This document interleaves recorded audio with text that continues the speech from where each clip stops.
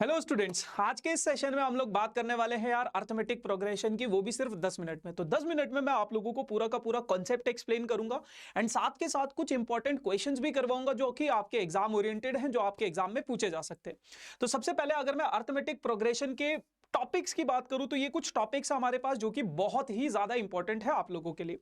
बाकी उसके अलावा अगर मैं बोलूं कि यार एपी में जो दो टॉपिक्स आप लोगों को ध्यान में रखने हैं वो ये दो टॉपिक्स बहुत ज्यादा इंपॉर्टेंट है, general term of an AP और sum of n terms of an AP. तो बढ़ते आगे और जानने की कोशिश करते हैं कि क्या कुछ है हमारे पास एपी में। बट अगर अभी तक आप लोगों ने लाइक शेयर एंड सब्सक्राइब नहीं किया तो मेक श्योर कर दो यार, थोड़ा सा मतलब हमें भी अच्छा लगेगा। बाकी अगर मैं बात करूं एपी की, तो कोई भी सीक्वेंस जो कि आपके पास इस तरीके का होता है, कोई भी सीक्वेंस एपी कब कहलाता है? जब उनके दो कॉन्जिक्यूटिव टर्म्स के बीच का डिफरेंस सेम हो। अगर दो कॉन्जिक्यूटिव टर्म्स के बीच का डिफरेंस सेम है तो वो सीक्वेंस आपका अर्थमेटिक प्रोग्रेशन बन जाता है। फिर उसके बाद आपके पास a is the first term of an AP, d is the common, n is the number of term of an AP, d common difference होता है और ए एन क्या होता है? Nth term of an AP. D का formula होता है A2 minus A1। फिर उसके बाद अगर मैं बात करूं इस चैप्टर में आपके पास दो तीन फॉर्मूले। पहला फॉर्मूला, अगर आपके पास ये कोई एपी है, मान लो आप लोगों को 10वें प्लेस पे कोई टर्म निकालनी है, A10 निकालना है, 10वें प्लेस पे कौन सी टर्म आएगी, तो आप बार बार ऐसे गिनोगे नहीं, है ना। आपके पास एक फॉर्मूला होता है, आपके पास फॉर्मूला होता है AN is equal to A plus N minus one into D. अब n क्या हो जाएगा इस केस में? 10 हो जाएगा। a क्या होगा? First term. d क्या होगा? Common difference. तो उस केस से उस तरीके से आप इस एपी की कोई भी टर्म निकाल सकते हो। लेकिन अगर वो पूछे कि आपको कोई भी टर्म निकालनी है लास्ट से, पीछे से अगर आपको कोई टर्म निकालनी है, तो उस केस में फॉर्मूला हो जाता है l minus N minus one into D. यहां पे l आपका लास्ट टर्म हो जाता है, लास्ट टर्म। ठीक है भैया। अच्छा, फिर अगर मान लो आप लोगों के पास है sum of first n terms of an AP, तो उसका फॉर्मूला हमारे पास होता है S n is equal to n by two into two a plus N minus one into d. और इसी का हमारे पास एक और फॉर्मूला होता है N by two divide into A plus A N. देखो यार, इस चैप्टर को 10 मिनट में एक्सप्लेन में कर रहा हूं, तो आप लोग ये मत समझना कि इस चैप्टर के जितने भी डेप्थ के कॉन्सेप्ट है वो आप समझोगे, नहीं। ये क्विक रिकैप है आप लोगों के फाइनल रिवीजन के लिए। फाइनल जो आपका एग्जाम होगा, जब भी आपका पेपर होगा और उस पेपर में अगर एपी आ रहा है और आप लोगों के पास ज्यादा टाइम नहीं है, तो क्विक रिवीजन के लिए ये सेशन है ना। बाकी अगर आप इसको डेप्थ में सीखना चाहते हो, इसी वीडियो के डिस्क्रिप्शन में इसके वन शॉट का लिंक है, आप लोग वो गो थ्रू कर लेना। ठीक है भैया, चलो। फिर अगर मैं बात करूं, right the first three terms of the sequence. ये आपके पास एक सीक्वेंस डिफाइन है, इसकी पहली तीन टर्म्स निकालनी है।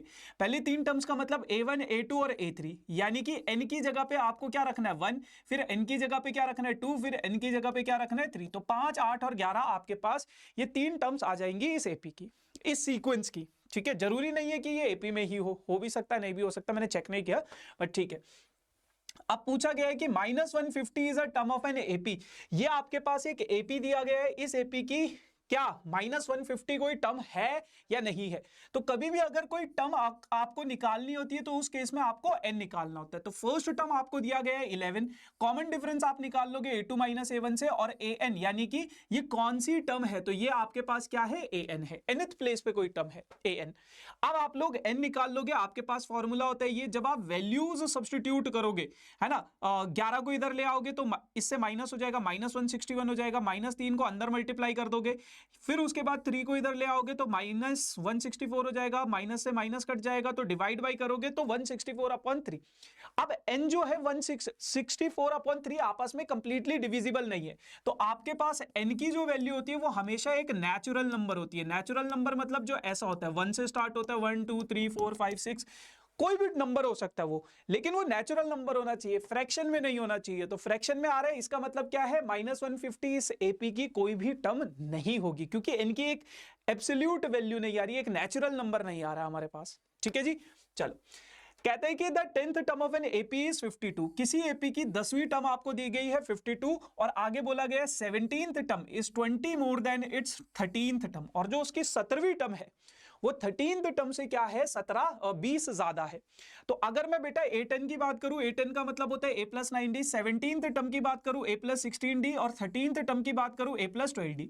A को इधर भेजोगे, ये A से A कट जाएगा, 12 को इधर भेजोगे तो 4D बच जाएगा, 16 माइनस 12 4D बच जाएगा, 4 से 20 को काटोगे तो 5। तो कॉमन डिफरेंस का वैल्यू आ गया 5। अब वो d का वैल्यू यहां पे सब्स्टिट्यूट कर दो। जब आप इस इक्वेशन में d का वैल्यू सब्स्टिट्यूट करोगे, कैलकुलेट करने के बाद आपके पास a आ जाएगा 7। देखो ये सारी की सारी कैलकुलेशन आपको खुद करनी है, क्योंकि अगर आप लोग 10 मिनट में फटाफट कॉन्सेप्ट को सीखना चाहते हो और मैं अगर करवाने लग जाऊं कि अच्छा ऐसे यहीं पे कराने लग जाओ, इसीलिए मैं पहले से सोल्यूशन ला रहा हूं और बस आपको क्विक रिकैप दे रहा हूं, है ना। मैं कराने बैठ जाऊंगा तो फिर 1 घंटा 2 घंटा लग जाएगा आराम से, है ना। तो करना आपको है, कैलकुलेशन आपको करना है। अब फर्स्ट टर्म 7 थी, 5 ऐड करो 12, फिर 5 ऐड करो 17। इस तरीके से आप इस एपी की टर्म्स निकाल सकते हो। एक बहुत बेहतरीन सवाल है आप लोगों के पास, how many 3 digits numbers are divisible by 9? कितने ऐसे 3 डिजिट्स के नंबर हैं जो 9 से डिविजिबल है? तो आपको सबसे पहले शुरुआत करनी है 3 डिजिट्स के नंबर्स की। कहां से शुरुआत होती है? 100 से पहले 99 2 डिजिट का नंबर होता है। कहां तक जाता है 3 डिजिट का नंबर? 999 तक। इसके बाद क्या आ जाता है? 1000 आ जाता है। ये कितने डिजिट का नंबर है? 4 डिजिट का। तो क्या 100 9 से डिविजिबल है? नहीं है डिविजिबल। तो पहला नंबर जो 9 से डिविजिबल होगा वो होगा 108, फिर 117, ऐसे करते करते 999 ये जो नंबर है ये 9 से डिविजिबल है। अब आप लोगों को दिख रहा है कॉमन डिफरेंस, मतलब कॉन्जिक्यूटिव टर्म्स के बीच का डिफरेंस क्या है? 9। तो ये एक एपी बना रहा है, तो इसकी फर्स्ट टर्म आपके पास 108, कॉमन डिफरेंस 9, और लास्ट टर्म जो है nth टर्म जो है वो 999 है। अब अगर मैं फॉर्मूले में सब्स्टिट्यूट करूं और यहां पे अगर मैं इनकी रिस्पेक्टिव वैल्यू सब्स्टिट्यूट करूं तो यहां से मेरे पास n की वैल्यू आ जाएगी 100, यानी कि 3 डिजिट्स के 100 ऐसे नंबर हैं जो 9 से डिविजिबल होंगे। ठीक है भैया, तो बहुत बढ़िया सा सवाल था। अब आपके पास ये एग्जामिनर का one of the favourite question है और बहुत इंपॉर्टेंट क्वेश्चन है, बहुत बार आपके एग्जाम्स में पूछा गया है ये सवाल। कहते हैं कि m times the mth term of an AP is equals to n times the nth term of an AP. तो ये दोनों आपस में बराबर है। जब मैं am की वैल्यू सब्स्टिट्यूट करूंगा a plus m minus 1 into d, और an का फॉर्मूला लगाऊंगा a plus n minus 1 into D, जब मैं d को अंदर मल्टीप्लाई करूंगा ये हो जाएगा md माइनस डी। सेम चीज यहां पे भी करनी है। अब ये m को अंदर सबसे मल्टीप्लाई करूंगा तो ये एक्सप्रेशन आएगा, सेम चीज यहां पे भी करनी है। सब कुछ उठा के इधर ले आओ, ma माइनस na हो जाएगा, ये इधर आके माइनस, ये इधर आके माइनस हो जाएगा, और ये वाला इधर आके प्लस हो जाएगा। उसके बाद अगर मैं पहली दो टर्म्स में से a कॉमन ले लूं, इन दोनों टर्म्स में से d कॉमन ले लूं, और यहां से अगर मैं माइनस डी कॉमन लूंगा तो ये साइन चेंज हो जाएगा, तो ये एक्सप्रेशन बच जाएगा। m square minus N square का आइडेंटिटी लगाया, अब यहां पे भी m minus N, m minus N, m minus N, तीनों से कॉमन ले लिया तो ये एक्सप्रेशन अंदर बच गया। उसके बाद बेटा आपको पता है m माइनस एन, और ये अगर मैं यहां से d भी कॉमन ले लूं, इन दोनों से d भी कॉमन ले लूं तो ये एक्सप्रेशन बचेगा। इसका मतलब है या तो ये 0 के इक्वल होगा या तो ये वाली टर्म 0 के इक्वल होगी। अब आपको a m प्लस n की वैल्यू निकालनी थी, जो होता है आपके पास a ब्रैकेट के अंदर m plus n minus 1 into D, यानी कि इसकी वैल्यू क्या है आपके पास 0 है, तो इसकी वैल्यू क्या हो जाएगी 0, और वही हमें प्रूव भी करना था, वही हमें फाइंड आउट भी करना था बेसिकली। तो 0 इसका आंसर हो जाएगा। अब आप लोगों के पास सम ऑफ n टर्म्स के ऊपर बहुत प्यारा सा सवाल है। कहता है कि किसी एपी की सेकंड टर्म आपको 2 दे रखी है, 7 टर्म 22, सेकंड टर्म का मतलब a plus D, seventh term का मतलब a प्लस 6d। दोनों इक्वेशंस को एलिमिनेशन मेथड से सॉल्व करोगे, सबट्रैक्ट करोगे तो 5d इज इक्वल्स टू 20 के इक्वल आएगा, d की वैल्यू 4 आ गई। अब इस d की वैल्यू को किसी भी इक्वेशन में सब्स्टिट्यूट करो, a की वैल्यू आ जाएगी -2। सम ऑफ 30 टर्म्स आपको निकालना था, फॉर्मूले में सब्स्टिट्यूट करोगे, कैलकुलेशन करोगे तो 1680 आएगा। कैलकुलेशन खुद से करना है आपको, ठीक है भैया। चलो, तो अब एक बहुत प्यारा सा सवाल है आपके पास। ये सम दे रखा है, ये बोला गया है कि इन सबका सम कितना है 300 है। आपके डबल आंसर आ रहे हैं, क्यों आ रहे हैं आपको ये बताना है। तो अगर मैं निकालूं कि उसने बोला है कि कितनी टर्म्स का सम, मतलब find the number of terms, कितनी टर्म्स का सम 300 होगा। तो आपको a पता है, कॉमन डिफरेंस आपने a2 माइनस a1 से निकाला, फॉर्मूले में सब्स्टिट्यूट करोगे तो क्वाड्रेटिक इक्वेशन बनेगा। यहां पे इसमें सब्स्टिट्यूट करना, कैलकुलेशन को ध्यान से देखना स्टेप्स को, और फॉर्मूले में सब्स्टिट्यूट करोगे क्वाड्रेटिक इक्वेशन बनेगा। क्वाड्रेटिक इक्वेशन को सॉल्व करोगे तो आपके पास n की दो वैल्यू आएगी, 25 और 36। तो क्या ऐसा पॉसिबल है कि n की 2 वैल्यूज हो सकती है? जी हां, बिल्कुल ऐसा पॉसिबल है कि n की 2 वैल्यूज हो सकती है। आप 25 टर्म्स का सम भी देखना, वो भी सेम आएगा, और 36 टर्म का सम देखना, वो भी सेम आएगा। क्यों ऐसा क्यों हुआ है? उसने रीजन पूछा है, क्योंकि आपका कॉमन डिफरेंस क्या है? नेगेटिव है। तो नेगेटिव कॉमन डिफरेंस में ऐसा पॉसिबल होता है।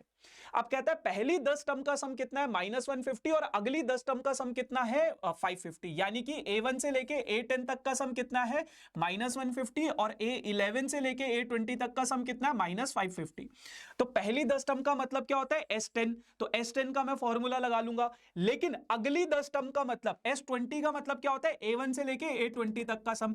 तो अगर मैं इसको लिखूंगा, इनका सम कितना था -150, इनका सम कितना था -550, तो S20 जो होगा इसके बराबर हो जाएगा -700। फॉर्मूले में सब्स्टिट्यूट करोगे एक इक्वेशन आएगी, इन दोनों इक्वेशंस को अगर आप एलिमिनेशन मेथड से सॉल्व करोगे, डी की वैल्यू 4 आ गई, ए की वैल्यू 3 आ गई, बस यही आपको निकालना था। अब आप फर्स्ट टर्म, सेकंड टर्म और थर्ड टर्म आसानी से निकाल सकते हो इसका। ठीक है, आखिरी सवाल कहता है आप लोगों के पास कि 3 टर्म्स है आपके पास, 3 टर्म्स है, तीनों की तीनों टर्म्स एपी में। तो इस सिचुएशन में आपको एक टर्म लेनी है A-D, A और A+D। तीनों का सम कितना है -3, डी से डी कैंसिल करोगे, ए का वैल्यू आएगा -1। उसके बाद कह रहे हैं कि तीनों नंबर्स का प्रोडक्ट 8 के इक्वल है, तो ये A-D, A+D, A² - D², ए का वैल्यू -1। चीजों को थोड़ा सॉल्व करोगे तो डी की वैल्यू आ जाएगी +3, -3। √9 क्या होता है +, -3।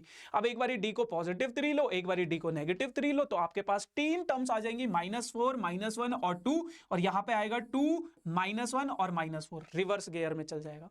तो ये 3 टर्म्स आप लोगों के पास हो जाएंगी जिनका सम -3 है और प्रोडक्ट कितना है 8 है।